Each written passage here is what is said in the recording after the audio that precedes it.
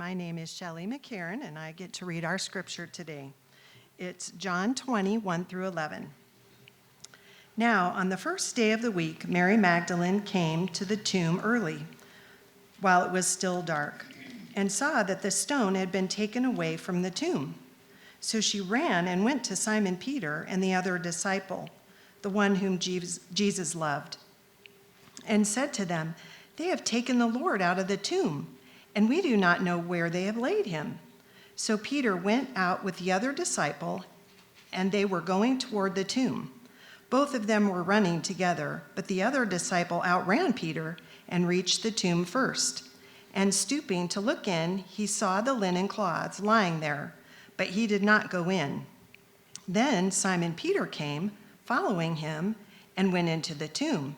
He saw the linen cloths lying there, and the face cloth which had been on Jesus' head, not lying with the linen cloths, but folded up in a place by itself.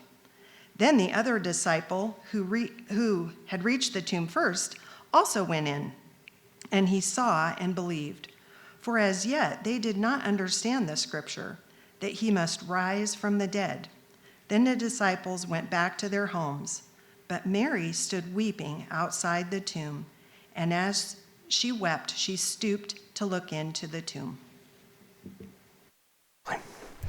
Well, my name is Zack Thompson. I'm on staff here at Calvary Bible Church, and thank you so much for spending part of your Easter morning with us. This is such a special day for us here. I want to focus our time this morning on the fact that there's power in questions, that the ability to ask a question has a few different purposes. For one, it can disarm people. You know those people that are just always antagonistic? You can see as they're just ramping up, they're building up, that they're about to go on a tirade. Maybe even today you might experience some of this. You might have planned family gatherings and you have that relative whose politics are just all wrong, who says that the world is going to explode after November 6th unless if things go their way, which is the only right way.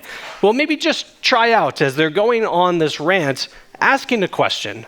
It could be as simple as, do you want potatoes? Or how was your week this past week? Or maybe more in depth, hey, last time I saw you, you were really struggling with this thing. How's that been going? Or if it just gets really bad, you can ask, is it okay if I continue to put potatoes into your mouth for the rest of this meal? On the other side of that, questions can be a way that show our care and our interest that we have in other people. It tends to be that if we don't really care about someone, we're not going to ask them too many questions. We're not going to go much deeper. If we're not interested in what they have to say, we're not really going to go further than that. But on the other side of that, when we really care about someone, when we're really interested in what they have, we ask questions. We are interested in what they are interested in. We show our care by asking questions. Questions as well allow for us to be introspective, to pause and reevaluate our position. Rather than just blindly spewing our opinions back, we actually listen and pause and reflect. It's vital for conversations that we actually, by asking questions, by responding to questions, we don't just respond to a position or opinion, but we actually have a conversation in this way. Jesus saw the power in asking questions. In the Gospels, the 4 biographies that we have of him, it's recorded that Jesus asked about 307 questions in the 4 Gospels that we have. And he did them for all those reasons. He disarmed his enemies by asking them questions. He diffused the situation. He would show his love and care for other people. He would focus on what was important both to him and for other people to hear. But more than anything else, when Jesus asked questions, either to his original listeners in first century Israel or to his readers in 21st century Thornton, Colorado, he allows for people to pause and reflect on his teaching. And with questions as such an important part of Jesus' ministry, it probably comes as no surprise that the first recorded words of Jesus in the Gospel of John, the very first thing that Jesus says is a question. This is John chapter 1, starting at verse 35. It says, and then the next day, John, not the one who wrote this is where it's confusing. This is a guy named John the Baptist. John the Baptist was standing with 2 of his disciples, 2 of his followers, and he looked at Jesus as he walked by and he said, "Behold, the Lamb of God." And when two of John's disciples heard him saying this, they decided to follow Jesus. And Jesus turned and saw them following and said to them, "What are you seeking?" And they said to him, "Rabbi," which means teacher, "where are you staying?" And he said to them, "Come and you shall see." And they came and saw where he was staying, and they stayed with him that day, for it was about the 10th hour. The very first words of Jesus recorded in the Gospel of John is him asking a question. And we look at this question, he has these two people following him, and he asks them, "What are you seeking?" I mean, it seems like a simple enough question, right? But the way that these disciples respond, the way that we see them act in this passage, it shows us that this is more than just, what are you trying to locate? What is it that you're looking for? That sort of question that I tend to get asked whenever I go into a store of any kind. Apparently, just anxiety and panic immediately go on my face, and it leads to the very nice King Soopers lady to ask, "What are you seeking?" Apparently, apples are kept with the rest of the fruit. Who knew? But that's not what Jesus is doing with this question. When he says, "What are you seeking?" it's more than just what are you trying to locate. It's what are you looking for in life? What are you trying to find? What do you think your life is missing that you are trying to add to it? What are you seeking? See, all of us are seeking something. We're all looking for something in our life. Even those whose lives are pretty good, that we're pretty happy, that doesn't stop us from looking for something more, looking to add to it. Maybe it's something that we've never experienced, or maybe we don't even really know what it is, but once we find it, we'll know that's what I've been missing out on. All of us are seeking for something more. And so the question for you is, what are you seeking? What is it that you think is missing from your life? What is it that you are trying to add? And the answer to that question, what we would say we are seeking, shows what we value, what our priority is, but more than anything else, it shows us what we think the purpose of our life is. I'm missing this thing in my life. I need this for my life. That shows us what we think our purpose is. What are you seeking? I have a list of some things that it could be. We might be seeking identity. I mean, we could be in high school at this time, which is a really important stage of self-discovery, or maybe we just have gone through a big life change and we're trying to figure out who am I anymore, or just that question that we ask from time to time, who am I really? We might be seeking identity, or we might be seeking meaning, something that holds up, that stands the test of time, that gives purpose, that gives understanding to what happens around us. We might be seeking freedom, either from something or to something, or happiness, something that's good, something that holds up, something that at least will feel good, if nothing else. Or explanation, a way to make sense of this world, an answer to what we see and experience. Beauty, something that's truly valuable, that has goodness in itself. We might be seeking hope, something that we can hold on to, something that we can look forward to. Or justice, to holding accountable those who do wrong or situations that are unfair. Or justification, the making right of wrongs. And not just that wrongs are being held accountable for, but there's goodness that comes out of the wrong that's been done. We might be seeking wholeness, reconciliation, love. What are you seeking? See, the sad reality is just by its nature, the fact that we are all seeking something shows us that we don't have it yet. You don't need to seek for something that you already have. The fact that we are looking for these things shows us that these are parts of our life that we're missing, that we would love to add, that we feel we need to add. So often, as we try to find these things, it's defined by unmet expectations. We're looking for something. We thought we'd have it by now, but we still don't have it yet. Or we just go from thing to thing to thing, trying to figure out, when is this going to happen? How do I find this? Maybe this next one will work out. Or maybe our life is just described by the croonings of Bono. I still haven't found what I'm looking for. Whatever it is, so much of our seeking is defined by unmet expectations. And the way that we respond in that, or this tends to bring about a couple different responses that we might have. Maybe we just start to downplay it. It really wasn't all that important to me anyways. But as much as we might say that to ourselves as a way to protect ourselves, it doesn't take away that need that we have, that feeling of, I am missing this. I would love this. Or maybe we become cynical or calloused, and we look with skepticism to anyone who claims to find something that's meaningful or gives them purpose. Yeah, right. If I couldn't find it, neither could you. Or maybe we just run ourselves ragged to the next thing in a desperate attempt. Maybe this will be the one that gives me just a taste of something real. All of us are seeking something, and so often our searches, our quest, our looking is defined by unmet expectations. And this is where I so appreciate this question of Jesus, that he starts off his ministry, a question that all who read this passage, that's still relevant for us as people seeking 2,000 years later. When Jesus asks, "What are you seeking?"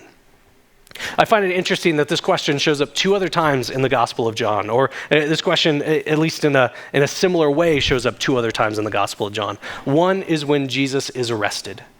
Though he did nothing wrong in his entire life, he always did good. He brought life and blessing and hope wherever he went. He taught people what was true. Though he did nothing wrong, Jesus willingly goes to the cross. He dies this death that he did not deserve. And all that starts as these people come up to arrest him, knowing where this will lead, knowing what is going to happen. Jesus asks the question, "What do you seek?"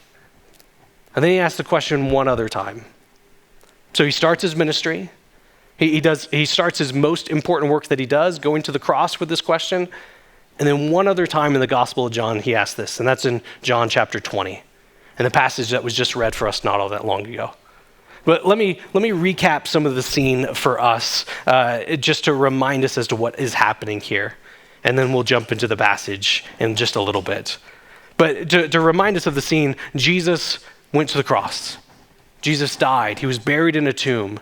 And it's now been 3 days since he died. And we have this woman who was one of Jesus' followers, who knew him, who was rescued from him, who was given new life because of Jesus, who was so close to him. We see her going to Jesus' tomb. And yet she doesn't do so expectantly. She's not skipping on her way to the tomb because she thinks she might know how the story is going to end. No, she just thinks the story has ended. Because the other Gospels tell us why Mary goes to Jesus' tomb. She goes to prepare his body. And all the rush of Jesus' execution on the Friday prior, that his body was not prepared according to their custom. And so Mary goes to write this. And what that tells us is Mary goes to Jesus' tomb with unmet expectations. She followed him. She put her trust in him. She thought that Jesus was going to be able to do incredible things, great things, but now he is dead. What further hope is there? What more can we expect from him? You don't tend to make burial plans for people that you still have expectations of. Mary followed this man Jesus, and now he is dead. What more is there to expect? We have records from around the time of Jesus that there were people who, on the surface, looked a bit like Jesus. They promised that they were going to make Israel great. They were called great teachers, maybe accredited with a miracle or two, had a following.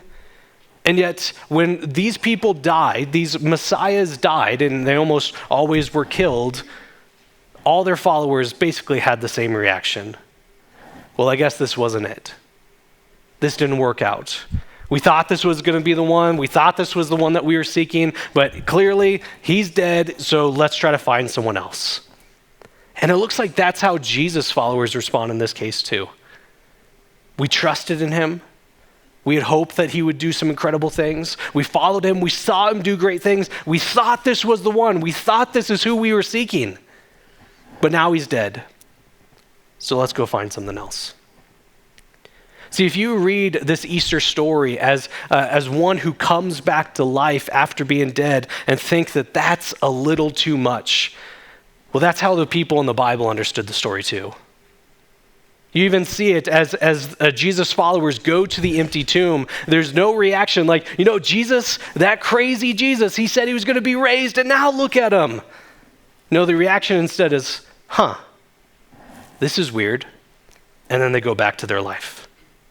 Or you have Mary crying by the tomb, but she's not crying out of relief or expectation. She's just concerned that someone moved the body. That's it. There's no deeper meaning. She's just there in her unmet expectations. This is John chapter 20, starting in verse 11. It says, "But Mary stood weeping outside the tomb. And as she wept, she stooped to look into the tomb, and she saw two angels in white sitting where the body of Jesus had laid, one on the head and one at the feet." Just a little quick nugget for those familiar with the book of Exodus, the second book of the Bible, or at least familiar with Indiana Jones and the Raiders of the Lost Ark. There's a really cool object that symbolizes God's presence, his work going out to all places, called the Ark of the Covenant. Interesting, you have an angel on one side of it and an angel on the other side of it. Just a fun little tidbit. So he saw two angels sitting, one were at the head and one at the feet. And they said to her, "Woman, why are you weeping?" And she said to them, "They've taken away my Lord, and I do not know where they've laid him." And having said this, she turned around and saw Jesus standing, but she did not know that it was Jesus. Here we see Mary, she still doesn't get it. She's here mourning. She has this incredible sight. She sees the tomb empty. She sees these two angels sitting there. She's been told by Jesus over and over again, 3 days and I will rise, 3 days and I will rise. She's been warned of what's going to happen, and yet she still doesn't get it. She is blinded by these unmet expectations that she had. She had hoped in Jesus. She expected from him. She thought that this was who she was seeking, but now he's dead and there's no other hope beyond that. There's nothing else to look for. And without even realizing it, she is going to be asked the very same question that Jesus asked to start his entire ministry. The question that put him on the path that led him to the cross. The question that led to him explaining what his death would mean, that his death was going to mean life for all of his followers. The question that he asked in the Garden of Gethsemane that led him to the cross. She gets asked this very same question as well. Look at verse 15. It says, Jesus said to her, "Woman, why are you weeping?" That's not the question. That was kind of an extra spare one at the beginning. This is the actual question. "Whom are you seeking?" And supposing him to be the gardener, she said to him, "Sir, if you've carried him away, tell me where you've laid him, and I will take him away." She's asked this question, and maybe you see it changes ever so slightly. Jesus at the beginning of his ministry said, "What are you seeking?" The same question that we ask of ourselves all the time. What is it that I'm looking for? What do I think that I'm missing? What more is there to add to my life? What is my purpose? What's value? What am I looking for? What am I seeking? And yet the question changes ever so slightly to a greater question: whom are you seeking? Because of the Easter story, what we see is Jesus, who lived this perfect, sinless life, who never did anything wrong, goes and dies this death, dies on the cross, he tells us, in our stead. Because we are people who hurt others with our words. We are people who have harmed others with our actions. We who on our best day fall short of our own standards, let alone the standards of a perfect and holy God. A God who's given us life and shows us a way to live that's for our good and for our glory. And yet we live our lives as if we gave it to ourselves and we know what's best for us. And what this has led to is it leads us separated from the God that we were meant to be with. And where has that left us? Seeking. We turn away from God to try to find something on our terms that fits in our timetable, that fits our expectations. And we just go from thing to thing to thing to thing, trying to find something that satisfies, and it doesn't. Trying to find something that we can hold on to, and it doesn't. And yet what we see in the Easter story is it shows us that those things that we are seeking, those things that we're looking for, what we are trying to add to our life, the question gets surpassed and exceeded from going from what are you seeking to whom are you seeking? Because what you are seeking is found in Jesus. You want an identity? Well, because of the story of Easter, you have value, dignity, purpose, and worth that's not found in the changing of circumstances or moods or cultures, but is rested on the completed work of Jesus. You want to find meaning? Well, because of the story of Easter, you can find truth in both the good and bad circumstances. You want freedom? Well, you are freed from the endless searching of trying to find something, trying to find anything, and freed from that to find new life that's found in Jesus. You want happiness. Well, you have rooted satisfaction and contentment because of what Jesus did on Easter Sunday. You want an explanation. Well, you have a way to make sense of yourself and human nature and human history because they all find their fulfillment in Jesus. You want beauty. Well, the most common expression that's given to us of people who meet the resurrected Jesus, either on Easter Sunday or the days following, is their eyes were open. Because of what Jesus has done, we see the whole world anew. You want hope, especially in the face of evil and death. Well, Jesus is the one who conquered death and will vanquish all evil.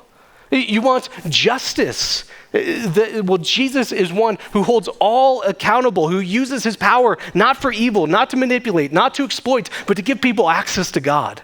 You want justification. It's not enough to hold people accountable for their wrongdoing. It's not enough to say, you did bad, here's punishment for it. But we need good to come out of it. We need there to be good things, not just punishment for evil. Well, justification happens on this day. First, us with God. We have access to God, this God we're desperate for, who we are seeking. We find that first in him, and then that justification goes out to the whole world.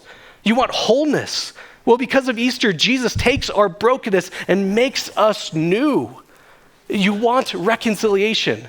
Well, this begins first with our reconciliation with God, and that goes out to every place that we take it to. You want love. Well, what greater picture of love is there than what Jesus accomplished for you on Easter?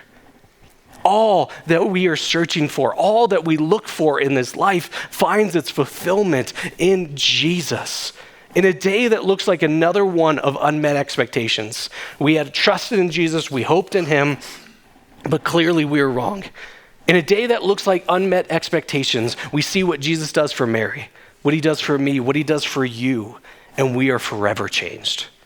Jesus, because he was raised, because the tomb is empty, because Jesus lives, we are forever changed. Our expectations are met in him. And what we see as well is Mary gets included into that part of the story. He doesn't leave her weeping there, wondering where has the body been moved. Here she is in her expectations. She had trusted in Jesus. She had hoped in him. She thought that he might be able to do something, but now the only hope that she has is to try to locate a corpse. Well, Jesus in this passage helps her to see whom she is seeking, even when she doesn't fully realize it. This is John 20, verse 16. Jesus said to her, Mary. And she turned and said to him in Aramaic, Rabboni, which means teacher. He just calls her by her name. Mary's there thinking that someone moved the body. She thinks that this person behind her is the gardener. For whatever reason, she can't recognize that this is Jesus. And Jesus doesn't correct her. He doesn't say, no, I'm not the gardener. I'm Jesus, come on. He doesn't say anything like that. He just calls her by name, something she would have heard dozens of times in following him. That tenderness that he treated her with, the rescuing that he did from her in the story, the personhood that he gave her, the dignity that he treated Mary with. It's just in calling her by name that she recognizes anew the hope she can have in Jesus. That he is the one she's been seeking for. It makes me think of a passage earlier in the Gospel of John. It's in John chapter 10, and it's really pertinent to Easter. It's where Jesus predicts the events of Easter. He says that no one takes my life from me, but I laid down my life. And he says, I laid down my life for my followers. That's how we make sense of the Easter story. Jesus says, I am going to die so that my followers can have life. But it's not just the events of Easter. There's a really interesting detail in there. He talks about his relationship that he has with his followers. He says, my followers know me. Those who put their trust in me, they know my voice. But more than that, I know my followers. And I call them by name. By name. See, the same call that happens on this first Easter is the same call that happens on this Easter all these years later, of Jesus calling you to seek, to find what you are seeking in him as he calls you by name. That the call on this first Easter was him saying Mary, but the call this Easter is him saying Pam. Or Kate, or Jean, or Haley. Him calling you by name. See, nothing in this world knows you by name. Nothing can keep its promises like Jesus. I mean, all that you find will make promises to you. I mean, throw off the shackles of God. That is how you find true freedom, only to feel more and more lost. I mean, set for yourself what is right for you, only to be plagued with doubt and anxiety and worry.